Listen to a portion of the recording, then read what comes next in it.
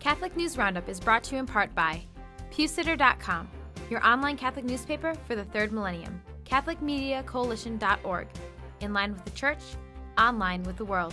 And TheAmericanCatholic.com, politics and culture from a Catholic perspective.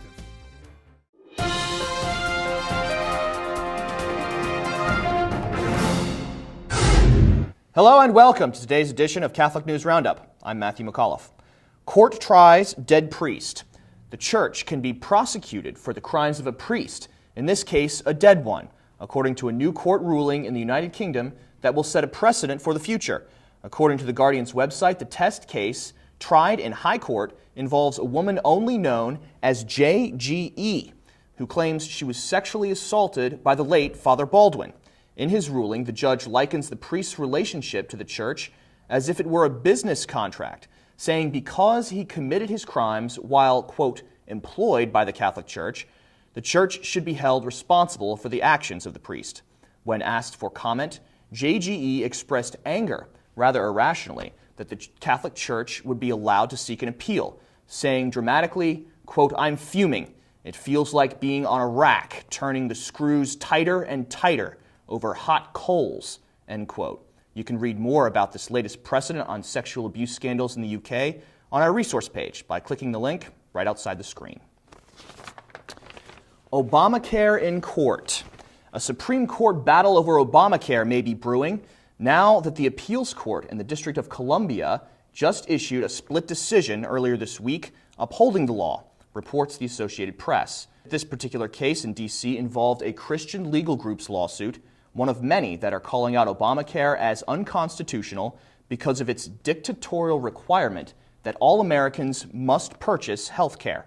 According to the American Spectator, the highest court in the land is convening this week to discuss 5 cases regarding the controversial law, 4 from plaintiffs labeling the law unconstitutional, and 1 lonely case that actually seeks to defend it.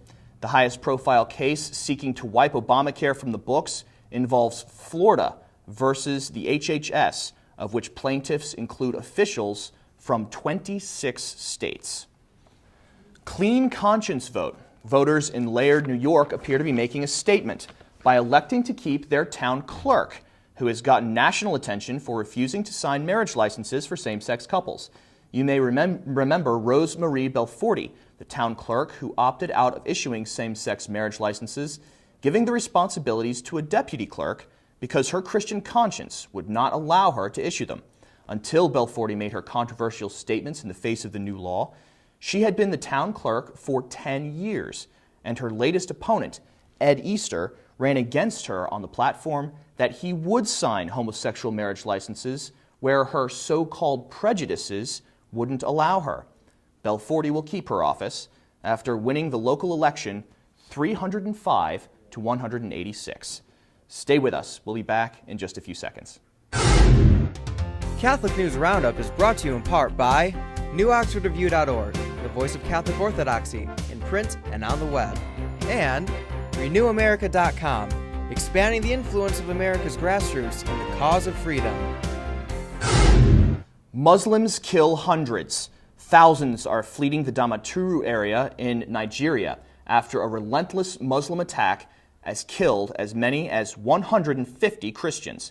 The Lagos Daily Times, a local paper, says that the sect Boko Haram, translated meaning Western education is a sin, claims responsibility for the attack that took place last Friday. Damaturu is the capital of the Yobe state in Nigeria, but protection from soldiers or police wasn't able to be mustered until days after the bombs went off and gunfights took the lives of so many. The Associated Press says the Boko Haram have killed around 360 people this year alone. Oh, Christmas tree. The state Christmas tree is getting its name back now that the governor of Wisconsin is restoring the true holiday spirit, but atheists are outraged at his decision. TheBlaze.com reports Wisconsin has used the word holiday in the Capitol building tree's title since 1985, when state lawmakers became nervous about publicly endorsing religion. But Governor Scott Walker is reclaiming the spirit of Christmas this year, announcing that henceforth it will be referred to as a Christmas tree again.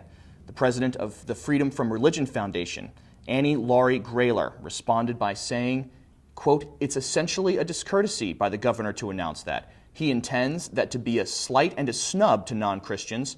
Otherwise, he would not do it," end quote. However, a writer from the Charleston Daily Mail disagrees, saying that the governor, quote, "just ended 25 years of stupidity," end quote. I'm Matthew McAuliffe. Thanks for tuning in today. Be sure and tune in tomorrow for your daily dose of Catholic News Roundup right here on RealCatholicTV.com. And be sure to check out The Vortex today, where Michael talks about cities in the sky. Thanks for tuning in. Be sure to tell all your friends about us. And as always, God bless you.